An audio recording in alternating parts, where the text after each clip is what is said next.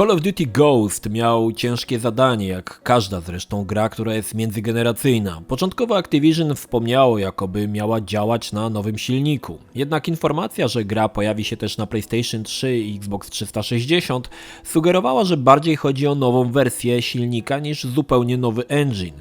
Gracze mocno krytykowali tę informację, podając argument, że generacja się zmieniła, ale silnik wciąż ten sam. Jednak z punktu marketingowego było to słusznym posunięciem. Na rynku było niewiele konsol nowej generacji.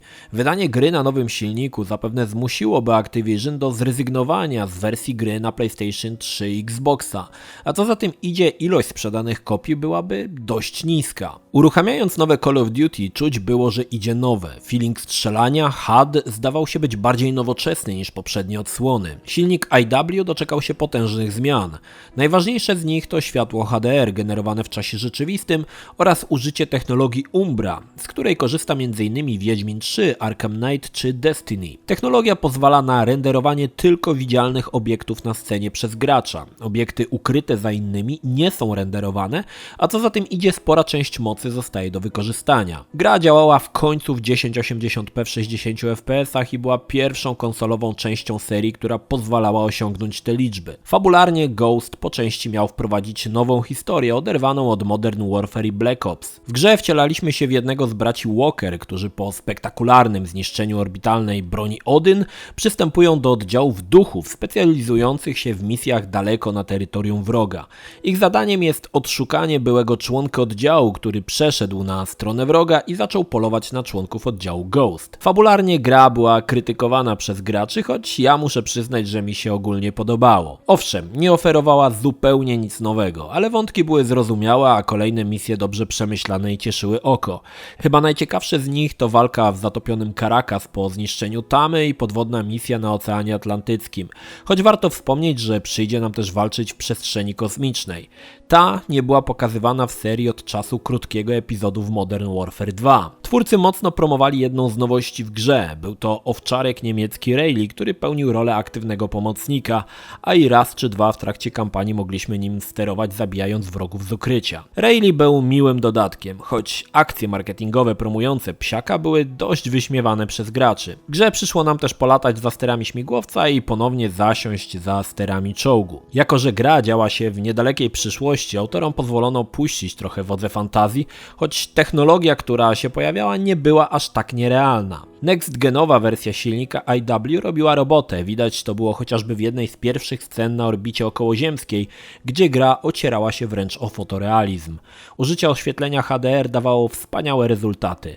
Fakt, że później takiej jakości grafiki już nie doświadczymy, ale pierwsze wrażenie robiło robotę idealnie. Gra też była mniej kolorowa, bardziej stonowana, co jak mniemam miało wpłynąć na realizm. Decyzja Activision o użyciu starego silnika i wypuszczeniu gry na poprzednią i nową generację była trafiona. Choć gra nie pobiła rekordu poprzednika i sprzedała się w 27 milionach kopii, to znakomita większość, prawie 20 milionów, poszła na PlayStation 3 i Xboxa 360. Na nowe konsole sprzedano zaledwie niecałe 8 milionów gier. Warto wspomnieć, że Ghost pojawiło się też na konsoli Wii U. Choć seria nie miała szczęścia do sprzętu Nintendo, tym razem zdobyła całkiem przyzwoite noty. Ghost nie jest ulubioną przez graczy częścią, choć ja mogę powiedzieć, że są gorsze i w tym filmie posłuchacie w mojej opinii o najgorszej z nich. Niemniej krytyka, jak i niezbyt przyjazne opinie spowodowały, że autorzy zarzucili dalsze przygody duchów. Ale jak to się mówi w branży, nic nie ginie.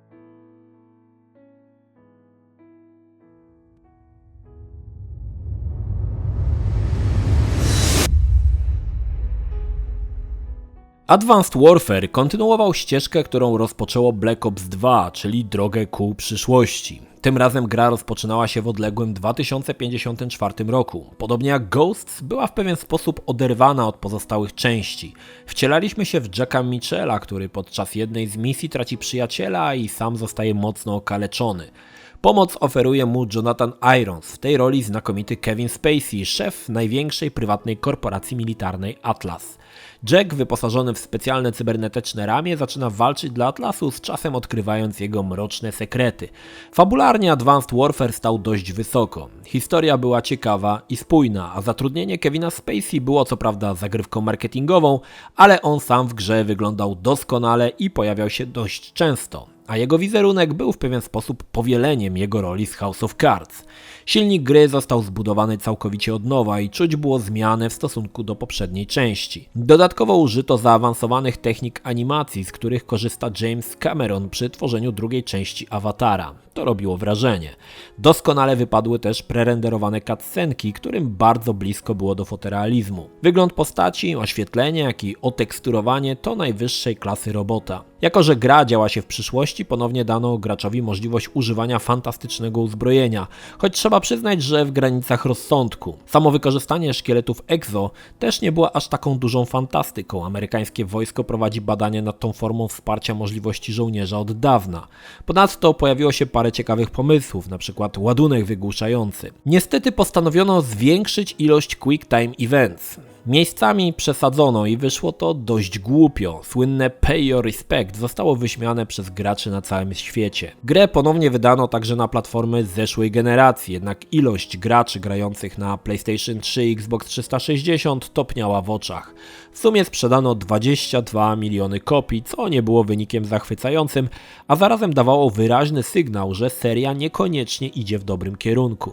Gracze przyzwyczajeni do współczesnych konfliktów niezbyt chcieli utożsamiać słynną serię science fiction, co pokaże w późniejszym okresie wybuch ich niezadowolenia. Tymczasem Advanced Warfare cieszył się dobrze zaprojektowanymi miejscówkami i całkiem przemyślaną fabułą.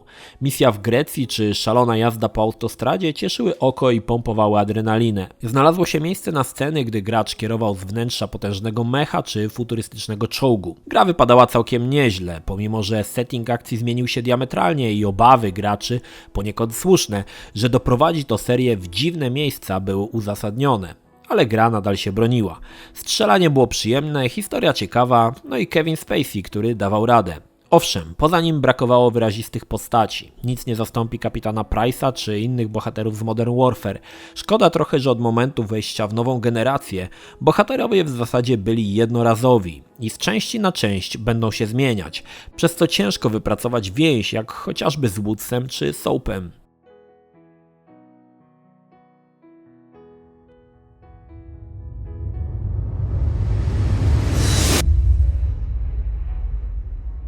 Black Ops 3 to moje Nemesis, najbardziej nielubiana przeze mnie część, choć postaram się przedstawić ją w miarę obiektywnie. Początek historii Black Ops i osadzenie gry w czasie zimnej wojny było świetnym pomysłem. Druga część odchodziła od tematu, choć przewijało się parę misji, gdzie wracaliśmy do przeszłości.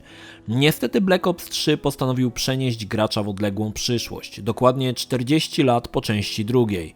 Świat nie wyglądał dobrze. Trzecia zimna wojna, zmiany klimatu wprowadzały dość ponury obraz przyszłości. Cieszył fakt, że fabuła nie odcinała się całkowicie od poprzedniczek. Działania i wydarzenia, których zapalnikiem był Menendez z Black Ops 2, przynosiły konsekwencje, które były odczuwalne dla uważnych graczy w Black Ops 3. Technologia poszła naprzód. W miejsce żołnierzy pojawiły się humanoidalne roboty. Gracz wcielał się w bezimiennego bohatera, którego wygląd mógł wybrać. I tutaj w mojej opinii pojawił się pierwszy problem. Brakowało silnie zarysowanego charakteru. Ciężko było brać na poważnie postać, która w cutscenkach oznaczona jest jako gracz.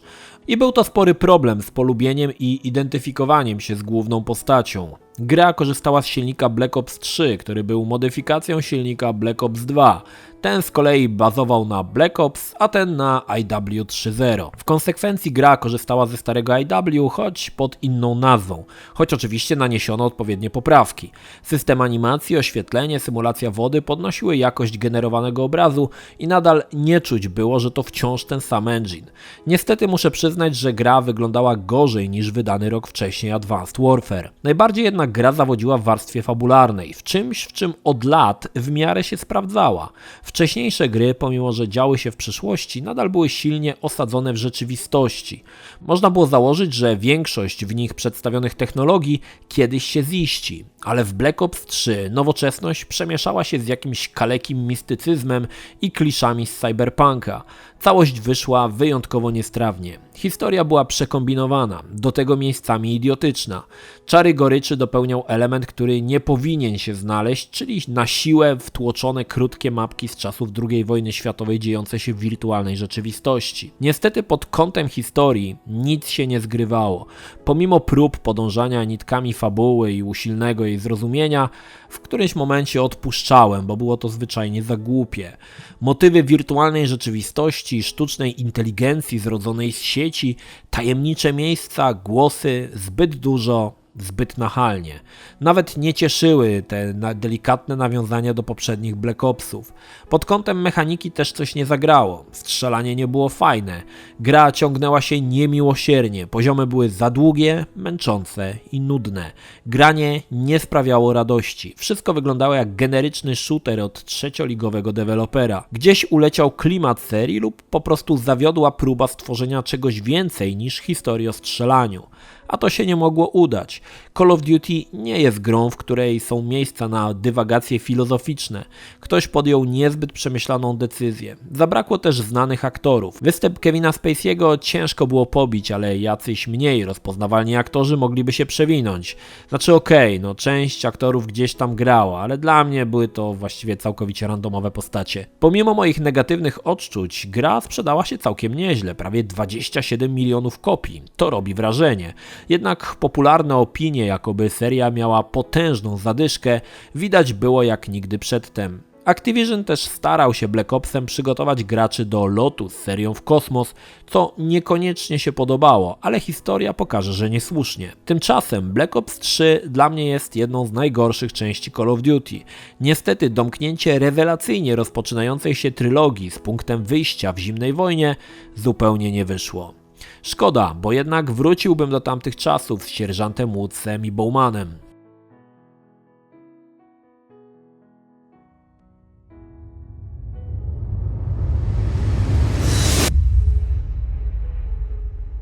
I stało się. Seria poleciała w kosmos. Gracze na tą wieść zareagowali wręcz alergicznie. Dość powiedzieć, że trailer Infinity Warfare był drugim z najgorzej ocenianych filmów na YouTubie w historii, dobijając do 3,5 miliona łapek w dół. Był to wyraźny znak, że z serią dzieje się coś złego. Mam wrażenie, że deweloper czuł pismo nosem od jakiegoś czasu. Jednak za późno było, aby się wycofać i aby ratować się przed domniemaną klapą, szybko dorzucał zremasterowaną grę Modern Warfare do droższych kopii gier. Także konkurencja nie spała. DICE zaatakowało z Battlefield 1, który doskonale trafiał w gusta graczy zmęczonych nowoczesnymi konfliktami. Paradoksem Infinity Warfare i całej tej sytuacji jest to, że gra oferowała jedną z najlepszych kampanii w serii od wielu lat i bez wątpienia za jakiś czas będzie znajdowała się na liście najbardziej niedocenianych tytułów. Seria przygotowywała graczy do lotu w kosmos już od Black Ops 2, jednak futurystyczne kosmiczne strzelanki były obstawione przez inne kultowe tytuły i seria, która od zawsze pokazywała konflikty II wojny światowej, jak i współczesne, nagle odpalała rakiety i opuszczała Ziemię. Nie sposób nie zrozumieć frustracji graczy, choć jak później się okazało niesłusznej. Advanced Warfare po części sprzedał Kevin Spacey, więc zatrudnienie znanych aktorów miało sens. Tym razem padło na Kita Haringtona, szalenie popularnego aktora znanego przede wszystkim z roli w kultowej grze o Tron. Do napędzania tytułu ponownie użyto silnika IW, tym razem w wersji 7, który był usprawnioną wersją silnika z Ghost, który był i tak dalej. Zmian doczekał się silnik renderujący, tym razem rendering był w oparciu o model fizyczny, co dało całkiem realistyczny efekt, choć w mojej opinii sceny w kosmosie z początku Ghosts nie pobiło. Choć gra dotyczyła walk w kosmosie, udało się zachować względny realizm i powagę scenariuszu. Znaczy, nie było odlotów jak w Black Ops 3 i wszystko trzyma się kupy. Podobnie jak w Ghost spróbowano wpleść w historię jakiegoś towarzysza. Tym razem był to android Ethan, który dał się lubić. Czasami rzucał suchara, czasami próbował zachowywać się jak człowiek. Ethan wprowadzał rozluźnienie i był postacią bardzo fajnie zaprojektowaną, którą momentalnie polubiłem. Dorzucono także garść misji opcjonalnych za sterami statku Szakal. Choć większość oparta była na podobnym schemacie, walki w kosmosie miały swój urok i po części trochę było im do stareńkiego Wing Commandera czy Free Space'a. Dużą rolę przyłożono do wojskowego drygu, który jest odczuwalny w tytule. Postacie mówią szybko, precyzyjnie, nie ma miejsca na czcze gadanie. Fajnie się tego słucha i ponownie w pewien sposób pokazuje, że pomimo, że seria odleciała z Ziemi, nadal klimat operacji wojskowych jest zachowany. Jednak nagonka na kosmicznego Call of Duty trwała w najlepsze. Gracze często stawiali krzyżyk na tytule nawet w niego nie grając. Sam nie jestem bez winy, uczyniłem podobnie. O sprzedaży na poziomie czasów Modern Warfare 3 i Black Ops można było jedynie pomarzyć. Negatywny PR graczy przyniósł efekt i gra sprzedała się jak na możliwości serii bardzo kiepsko, w 12,5 milionach kopii. Trochę szkoda, bo ze wszystkich części na konsolę obecnej generacji to Infinity Warfare najbardziej się wyróżniał przemyślaną, spójną fabułą i ciekawym podejściem do tematu. Wystarczy też na chwilę odpalić Black Ops 3 i zaraz potem Infinity Warfare, aby przekonać się, jak przyjemne strzelanie jest w tej drugiej. Ale cóż, kosmos chyba powinien zostać dla innych tytułów, które tkwią tam od lat i znają go jak własną kieszeń. Tymczasem seria zatoczyła pełne koło i wróciła do punktu wyjścia. Ale to już historia na kiedy indziej.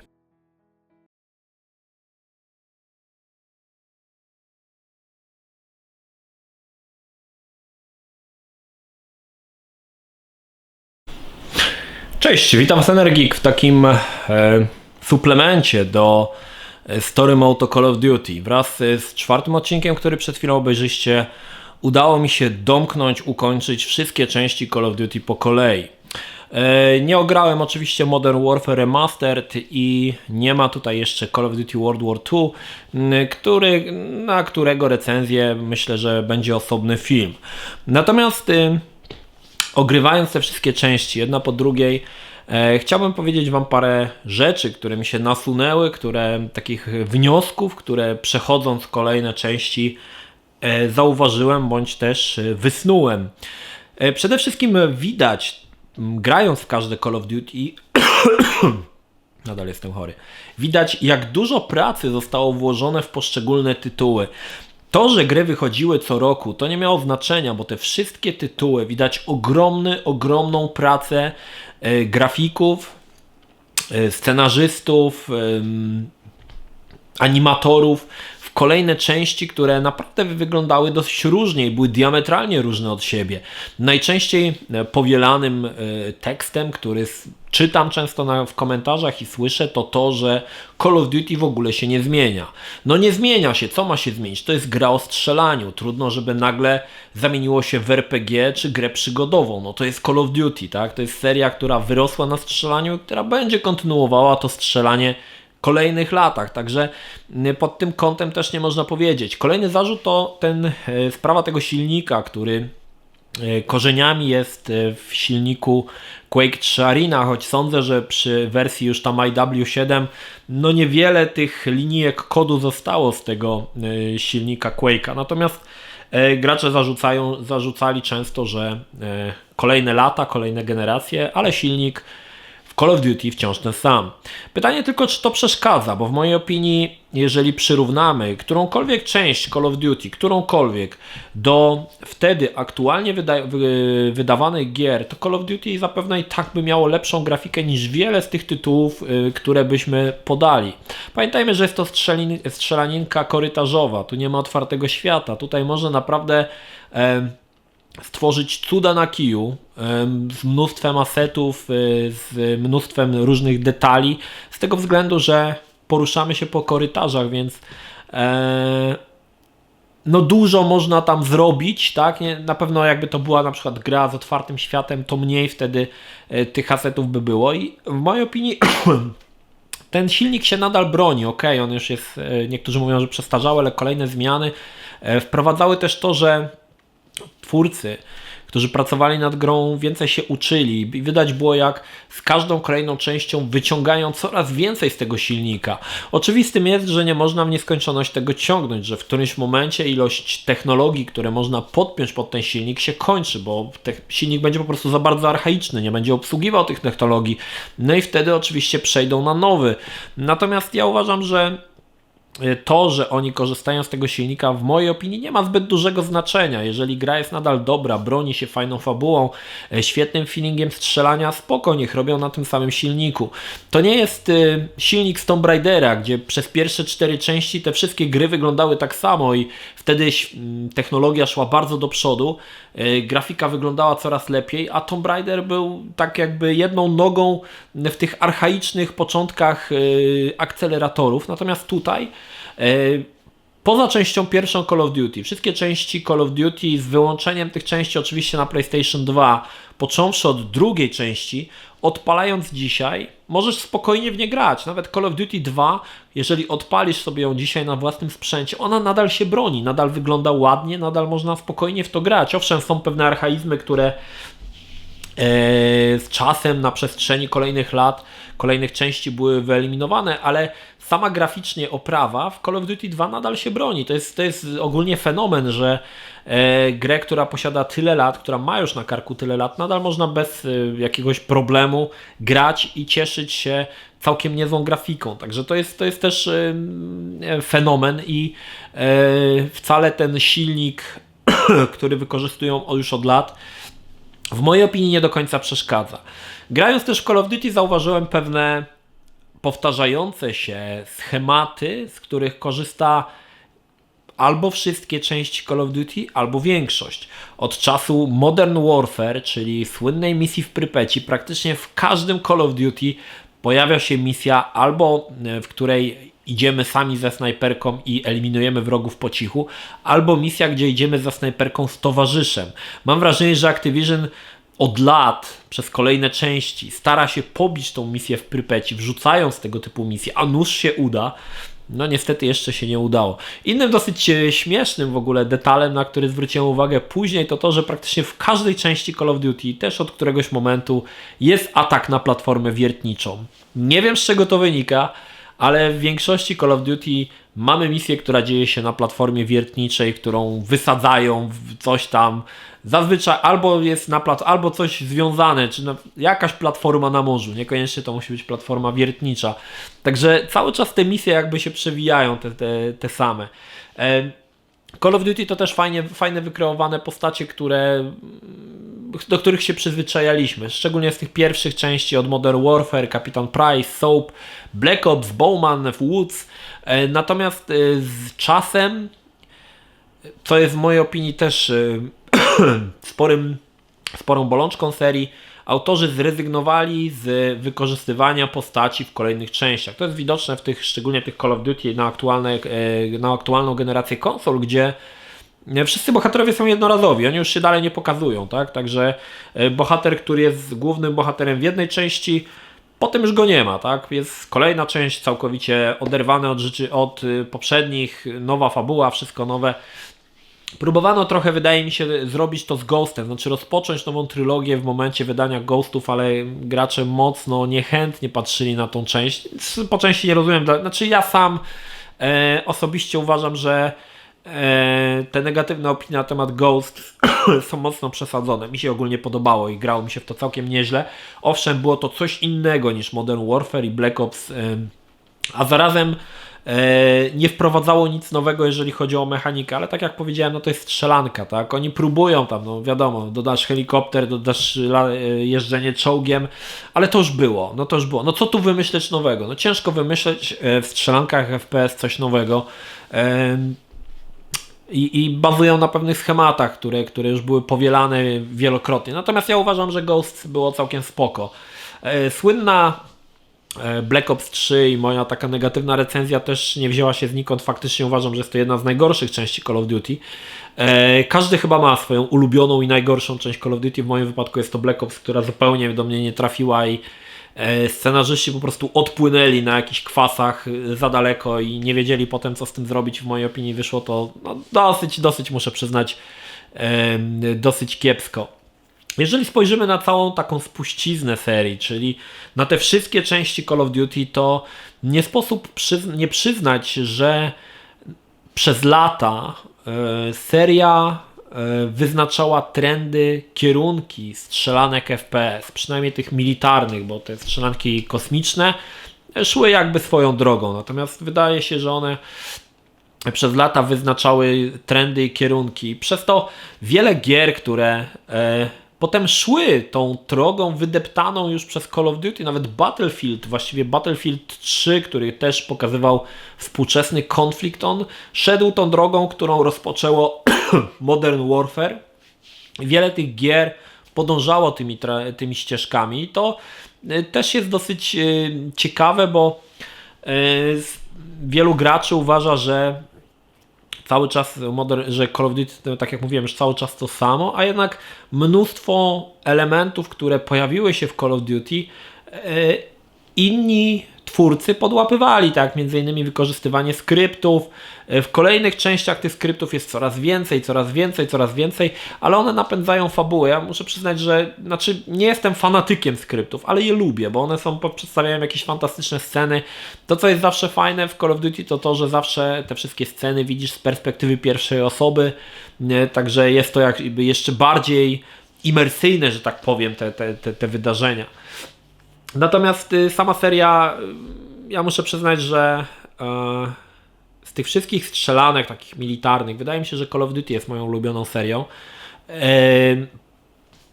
Pojawiły się też pytania, dlaczego nie mówię nic o multi, dlaczego nie mówię nic o trybie zombie, tamtych innych trybach, które były na przykład w Ghosts. Tak naprawdę ideą serii było to, żeby zająć się tylko singlową kampanią, tą podstawową singlową kampanią w Call of Duty, nie wychodzić dalej właśnie w te wszystkie elementy, ale oczywiście jestem świadom, że te wszystkie Call of Duty dostają teraz te tryby zombie, że na przykład w Ghost mamy tam ten drugi tryb taki kooperacyjny, gdzie walczymy z tymi robalami w alternatywnej rzeczywistości. Jednak postanowiłem o tym nie opowiadać, tylko skupiać się wyłącznie na fabule single playerowej, której właściwie poświęciłem głównie czas. Wydaje się też, że Call of Duty to gry krótkie, że one kończy się 7-8 godzin i faktycznie jeżeli patrzysz na to w teorii, że dostajesz Call of Duty jedno na rok i kończysz 8 godzin, to 8 godzin w skali roku to jest kropla w morzu, ale kiedy grasz w te części po kolei i każda zajmuje 8, 10, czasami 12 godzin, każda kampania, doceniasz jednak doceniasz to, że niektóre części są krótsze i że paradoksalnie najdłuższą częścią jest mój nieulubiany Black Ops 3, który mnie strasznie męczył, ale to jest też tak, że grając po kolei wcale te gry ci się nie wydają, że są takie krótkie. To jest jednak też takie odczucie, że jeżeli gra ci się nie podoba, to się strasznie męczysz, tak jak mówię na przykład z Black Ops 3, już się nie możesz doczekać, kiedy się skończy. Ale te gry, może inaczej, te gry, które są dobre, to faktycznie mogłyby być trochę dłuższe, te serie. Jeżeli chodzi o moją ulubioną część Call of Duty, może nie powiem moją ulubioną, ale taką ulubioną tą podserię Call of Duty, to zdecydowanie będzie to chyba Modern Warfare. Chociaż druga część miejscami fabularnie strasznie głupia, to gdy Rosjanie atakują Amerykanów misję w tym miasteczku, to już totalny odlot, ale pierwsza i trzecia część bardzo spoko. Dlaczego nie powiedziałem, jednak jeżeli chodzi, to jest ta podseria moja ulubiona, jeżeli chodzi o moją ulubioną jedną grę, to byłby to Black Ops. Nie podałem Black Ops jako serii, bo w mojej opinii 2 i 3 Black Opsa to już zupełna lipa. Znaczy może nie lipa, 2 jeszcze ok, 3 już totalna lipa, ale ulubioną jedną częścią będzie to bez wątpienia Black Ops. Dziwne, że Activision nie pokusił się na rozwinięcie tematu zimnej wojny i wojny w Wietnamie, bo tak naprawdę nie za wiele takich gier powstało w Wietnamie, przynajmniej takich dobrych, a Black Ops, jak pokazały zresztą słupki sprzedaży, pokazały, że gracze chcą takiego Call of Duty, chcą Call of Duty w tych czasach, chcą właśnie gry o Wietnamie, chcą walczyć z Wietnamczykami w dżungli i to było spoko i to był eksperyment, który wyszedł Activision, a który z jakichś powodów potem nie był kontynuowany. Okej, wiem, że Black Ops 2 miał tam tę misję trochę pół na pół współcześnie, pół w Wietnamie, ale to już nie było to. Aktualnie jesteśmy właściwie ja jestem przed zagraniem w Call of Duty World War II. Nie wiem jeszcze co przygotowali, nie oglądałem żadnych gameplay. Historia gry po kilkunastu latach zatoczyła koło. Wracamy do punktu wyjścia, do II wojny światowej. Jeszcze jednej rzeczy zapomniałem. Co jest jeszcze w grze w Call of Duty znamiennego w każdej części? Mianowicie to, że zawsze drugoplanową rolę jakiegoś wojaka zawsze jest Brytyjczyk. Zawsze jest Brytyjczyk. Nawet Infinity Warfare jest tam taki czarnoskóry bohater, który jest Brytyjczykiem. Więc w każdej części, bo chyba w każdej, teraz jak się zastanowię, to chyba każda część ma Brytyjczyka. Nie wiem, czy po to, żeby się gra sprzedawała lepiej na wyspach. Powinni jakiegoś Polaka dodać, może by się dobrze w Polsce sprzedawało, ale to jest też znamienne, że w każdej części występuje jakiś Brytyjczyk. Nawet w kosmosie też Brytyjczyk jest, chociaż on nie jest powiedziane, że on jest Brytyjczykiem, ale ma brytyjską flagę na ramieniu, mówi z brytyjskim akcentem. Myślę, że możemy uznać, że jest to Brytyjczyk. I to jest też element, który w każdej części pojawia, chociaż tak jak myślę, tak jak mi się wydaje, chodzi o to, że Activision po prostu chce, żeby gry na wyspach się sprzedawały, więc dorzucają tego Brytola gdzieś tam. Zresztą w Battlefieldzie 4 też był chyba Brytyjczyk. Czy Irlandczyk? Brytyjczyk chyba, nie pamiętam, a może Irlandczyk. Także to jest też element, który się przejawia. Dobra, jestem ciekawy, co wy sądzicie o całej serii, kiedy tak patrzymy globalnie na całą serię Call of Duty. Czy dla was jest seria zmieniła gatunek FPS-ów, czy jest serią, którą trzeba szanować, czy nie szanować, czy co wam się podoba, co wam się nie podoba? Oczywiście możecie podać też swoje ulubione i najbardziej znienawidzone części. Właściwie te chyba najbardziej znienawidzone mnie cieszą i ciekawią, które są częściami, których nie lubicie. No i oczywiście dlaczego? Dlaczego ich nie lubicie? Bo to też jest interesujące. Zapewne moje zdanie nie będzie się pokrywało z waszym zdaniem. Dobra, dokończyliśmy Story Mode. Następny Story Mode nie wiadomo kiedy, ale jest w planach. Jest w planach, mam parę pomysłów, tylko muszę zobaczyć, jak to będzie z czasem. Tymczasem dziękuję wszystkim, którzy dobrnęli ze mną przez te wszystkie części Call of Duty do samego końca. To tyle. Pozdrawiam was, Energik. Trzymajcie się. Do następnego. Cześć.